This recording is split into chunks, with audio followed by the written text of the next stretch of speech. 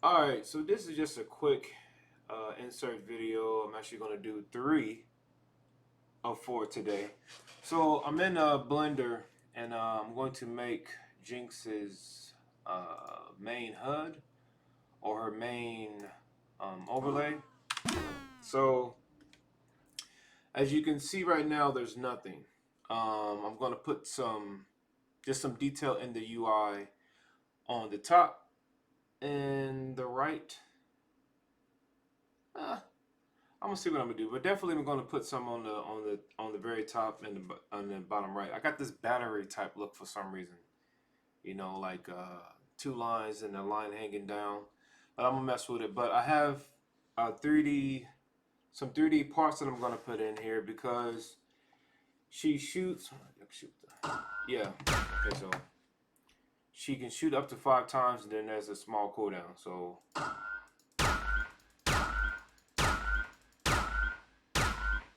like that. Now you won't get that if you um, don't press it 5 times. But anyway, I want to represent the 5 shots with UI element down at the bottom. And you can do this in UMG, but I'm going to do it with Blender and using 3D. So I just want to show right quick how I'm making that. And then the next video, I'm going to code it. So, I mean, you'll be able to, I'm going to code it and then you'll see it working in action. But to explain it, so I put in a plane here and then I cut it into 5 pieces and added some vertices. But with these vertices, um, I added 5 materials. Let me see, 1, 2, 3, 4, 5, 6 materials. So, oh, hold on, where am I at?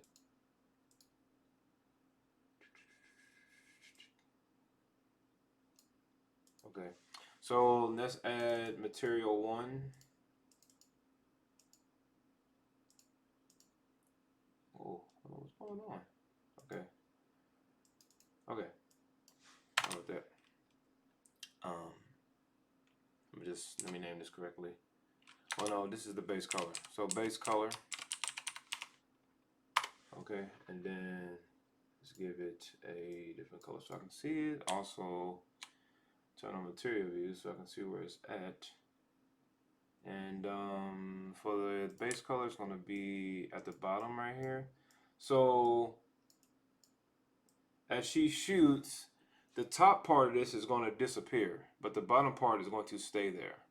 Okay, so this is what I mean by base color. And in Unreal, I'm going to add a material to it that's going to make it look however I want to look now. But I want to be consistent with the UI, so it's just going to be like a basic plain white.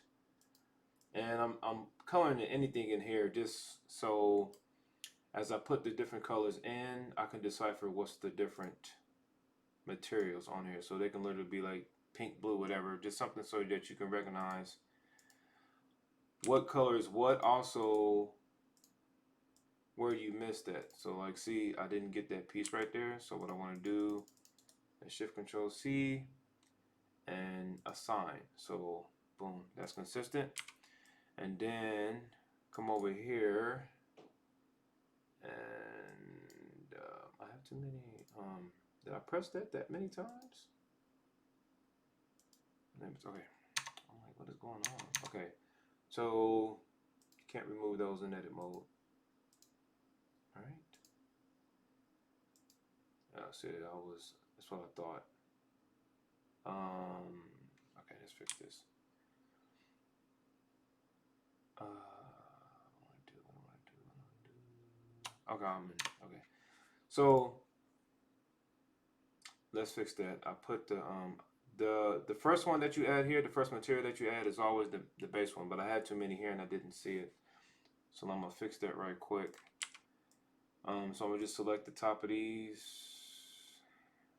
Right. Just the top. Make sure I select them all. And you can see this in wireframe. Right, so you can like see which ones were selected and which ones wasn't. And then I'm gonna hit assign. Okay. And I'm gonna just start doing Actually, I'm collapsing over myself. I could just start making the material. So this one's going to be MO1, MO_1, and it's good to make sure this is labeled correctly, because once they get in Unreal, you're going to export and import a lot of times, but you don't want, if you don't have to, you don't want to. But when you end up in those situations where you need to keep exporting and importing, you want to make sure everything is labeled correctly, because if you export it out and then come in here and rename it something else, Unreal is going to register it as something else. So make sure it's consistent. And re-importing materials is kind of finicky anyway, so you want to make it as less of a headache as possible. So again, she has 5 shots, so let's put this one just any kind of random color just so I can see it. I'm going to put that one as green, and come over here, let's grab another random color and come over here, another red. Whoa, didn't move over. And see, so we learning stuff. So see what I did? I do this sometime too. Like I put a color in another color with a number, and then I go into Unreal and can't find it and wonder why it's all out of sync. So again, in my case, I need to make sure these is correct, because as she shoot, it's going to delete this material as it goes. So it need to be in line. So if you can imagine, if it deleted 1, but then I had the next one set as 3, it's going to delete wherever 2 is at. You see what I'm saying? So it all goes by number. So come over here, select these, assign, and then come over here, get my 4th color, change it again to whatever, and then come over here, and I'm saying whatever, but if you had something specific like a piece of armor or something that is going to change color and you need only that specific, you want to be more, more specific to the color of design. Or if you have a mesh that has certain materials on it in a specific fashion, then you want to be more particular in this. But in my case, I already know what I'm aiming for, so this is fine. So this is the model. And I'm also going to UV map it, because metal is going to be here on this bottom part, and so I wanted to look right. But no, I said I'm going to use white, didn't I? Yeah, I'm just keep it simple, man. I only got 2 more days left. But I am going to UV map it, and you can see the UVs over here.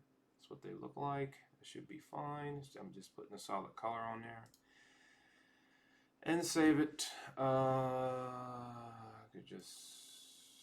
better save it. Jinx. Shot. Bar. And let me just put Jinx UI, because I'm